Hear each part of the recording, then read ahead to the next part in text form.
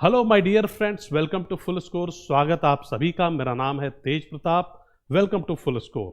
दोस्तों, आज की इस वीडियो में आपसे बात करने वाला हूं UPSC, APFC and EO oblique AO. जो ये एपीएफसी ईओ एओ पोस्ट है, इसके बारे में थोड़ी बहुत, और जो एग्ज़ाम होता है ये जो यूपीएससी कंडक्ट कराती है, इसके बारे में डिटेल में चर्चा करूंगा। तो आइए बिना विलंब के वीडियो शुरू करते हैं और समझते हैं जरा। बात करें दोस्तों, जो ये ऑर्गेनाइजेशन है EPFO, employees provident fund organization, ये एक सोशल सिक्योरिटी ऑर्गेनाइजेशन है। जो भी एम्प्लॉयज़ काम कर रहे हैं उनके हितों का ध्यान रखना इसका काम है। उनका प्रोविडेंट फंड वगैरह एम्प्लॉयर ने काट के टाइमली जमा कराया नहीं कराया, कहीं कुछ इधर उधर तो नहीं किया, उन सारी चीज़ों का हिसाब किताब रखने का काम है।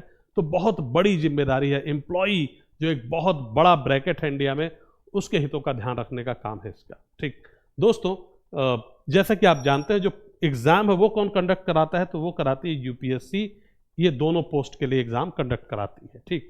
अच्छा दोस्तों, आगे बढ़ने से पहले आपको एक बात बोलना चाहूँगा। आप लोग ज़रूर फुल स्कोर ऐप डाउनलोड कर लेंगे और वहाँ पे आपको 1000 से ज़्यादा एपीएफसी और एओईओ के लिए फ्री क्वेश्चंस मिलेंगे, क्विज मिलेंगी, जिनको आप अटेम्प्ट करेंगे। हाई क्वालिटी क्विजेस आपकी सफलता में डेफिनेटली बहुत हेल्पफुल होंगी। ठीक दोस्तों, अब बात करते हैं जरा जो पोस्ट है आपकी APFC assistant provident fund commissioner की। ठीक, तो ग्रुप ए पोस्ट है, राइट, ग्रुप ए पोस्ट है। जैसे अभी बात करेंगे लेवल 10 की पोस्ट है। जो सैलरी बनती है आपकी वो 1 लाख से ज़्यादा बनती है।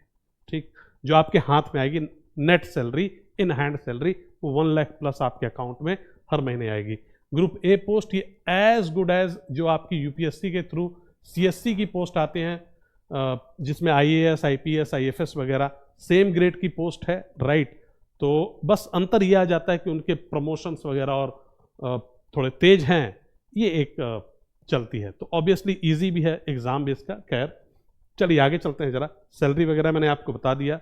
अच्छा, जो एग्ज़ाम है दोस्तों, इसका देखा गया है कि हर साल नहीं होता है, ये गैप के साथ होता है। जैसे इससे पहले अगर आप देखेंगे 2023 में हुआ था, उससे पहले 8 साल पहले 2015 में, और उससे पहले 2012 में।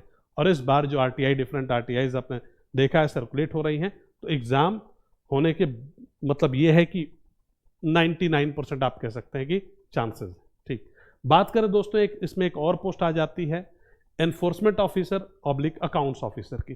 तो ये दो अलग अलग पोस्टें नहीं हैं। जब आप ये एग्ज़ाम क्लियर करते हैं एओयू वाला, तो इसमें है ये कि आप कुछ साल अकाउंट ऑफिसर रहते हैं, फिर एनफोर्समेंट ऑफिसर रहते हैं।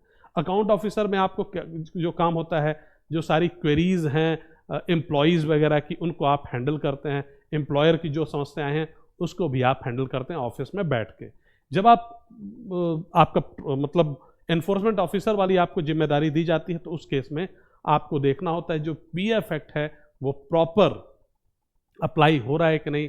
फिर आप वो जो आपने देखा होगा कुछ मूवीज़ वगैरह में कि भट्ठे पे जाते हैं और रेड वगैरह ये वो, तो वो सारी चीज़ें मतलब आप ऑल्दो पोस्ट तो इक्विवेलेंट है, लेकिन इन्फोर्समेंट ऑफिसर जो है वो काफ़ी पावरफुल पोस्ट कंसीडर की जाती है बिकॉज ऑफ इट्स नेचर। ठीक है, जिसमें आपको इन्वेस्टिगेशन और ये सारी चीज़ें करनी पड़ती है।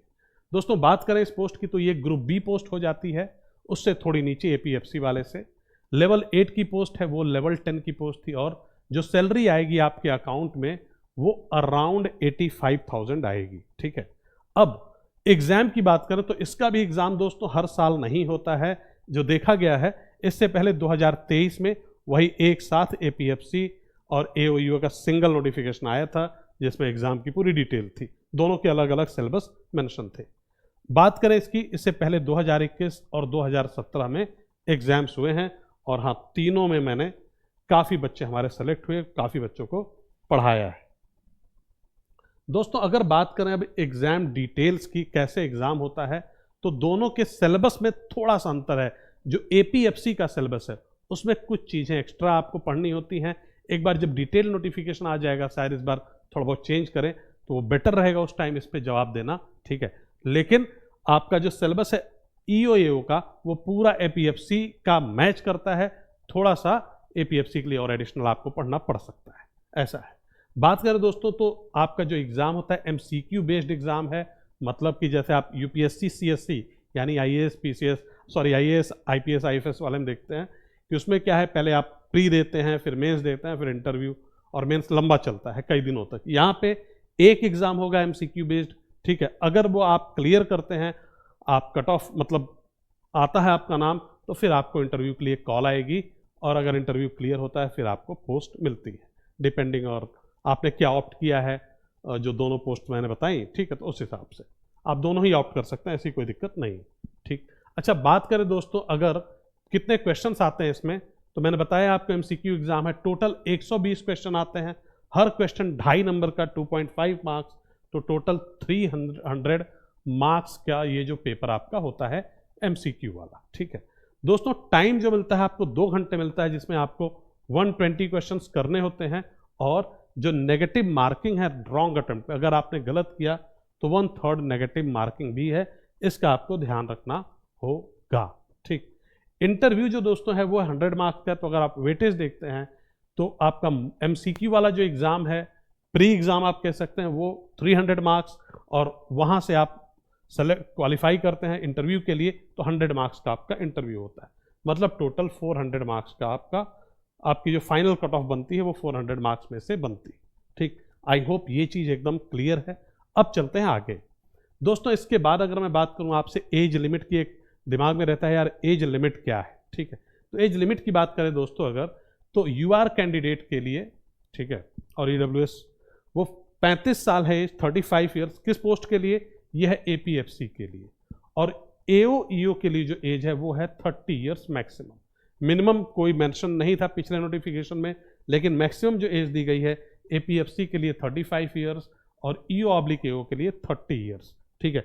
दोस्तों अगर बात करें कि एज रिलैक्सेशन क्या मिलता है इसमें, अलग अलग कैटेगरीज में आप देखेंगे, अगर कोई ईपीएफओ का एम्प्लॉय है जो ऑलरेडी किसी पोस्ट पे है, छोटी पोस्ट वगैरह पे काम कर रहा है ईपीएफओ के अंदर, तो वो 5 साल का उसको रिलैक्सेशन मिल जाता है, ठीक है।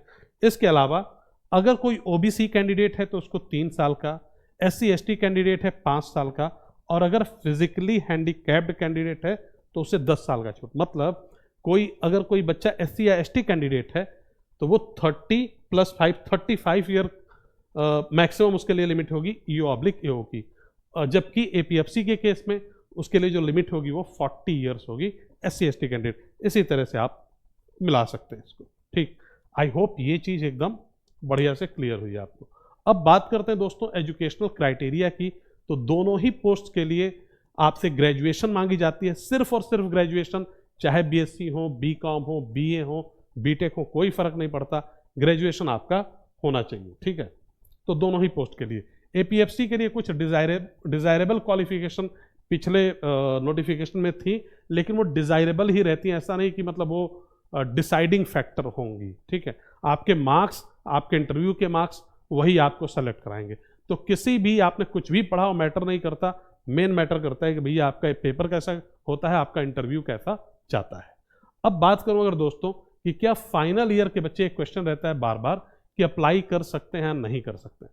फाइनल ईयर के बच्चे अप्लाई तो कर सकते हैं, लेकिन डॉक्यूमेंट वेरिफिकेशन के दिन उनके हाथों में अपना मार्कशीट और सर्टिफिकेट होना चाहिए, तो ये चीज़ ध्यान रखनी होगी अप्लाई कर रहे हैं तो, ठीक है। सो आई होप क्लियर। सो दोस्तों दैट्स ऑल। और जैसा कि मैंने आपसे पहले कहा था कि भैया फुल स्कोर ऐप, ये फुल स्कोर जो नाम लिखा है, ये ऐप आप डाउनलोड कर लेना, और आपको यहाँ पे हम कुछ दिनों में ढेर सारी क्विजेस, 1000 से ज़्यादा क्वेश्चंस डालने वाले हैं, जिससे कि आप यूपीएससी, ईपीएफओ और जो आपका एपीएफसी का एग्ज़ाम है, एओ/एओ है, इसकी बहुत अच्छी प्रैक्टिस कर पाए। With this I am ending. Thank you everyone, have a nice day, bye.